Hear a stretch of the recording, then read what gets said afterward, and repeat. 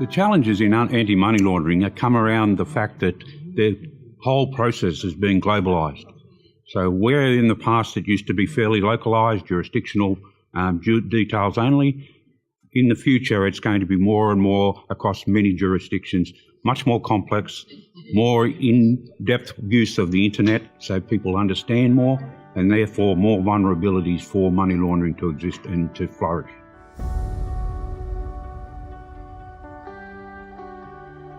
Well, organised crime have realised that the way of being able to deal their business has become a chameleon. So stay in the sight of everybody, but operate in business as usual.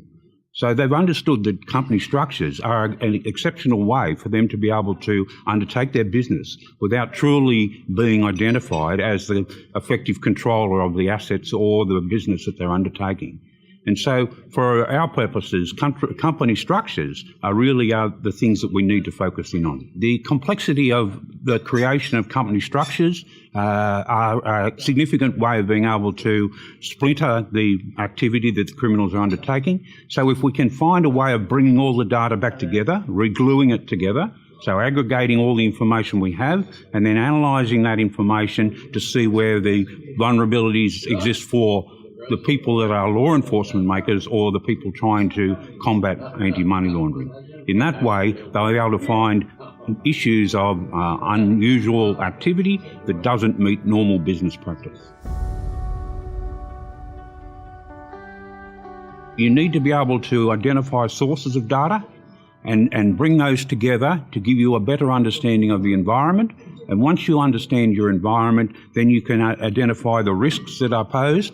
And once you understand your risks, then you're in a much better position to understand whether you should actually be undertaking the business or the activity that you're seeking to look at. Well, the problem we've got with company data, of course, especially when you're looking globally, is that there are quite a number of gaps in the information.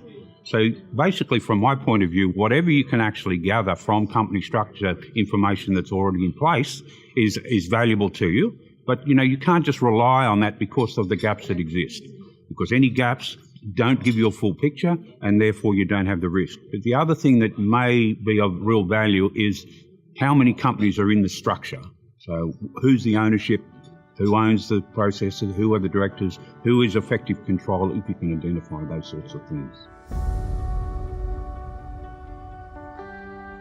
The problem we have with the whole process is that organised crime have worked out that they need to be able to disrupt or to dismantle and fracture the whole process by using jurisdictions, by using different products. They have become very adept at being able to hide within the noise of business.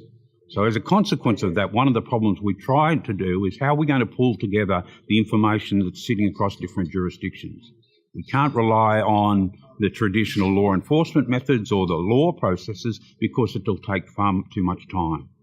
We need to find ways of being able to integrate and talk to each other, share information on a free basis, so that we can then come together and understand the environment that we're trying to assess.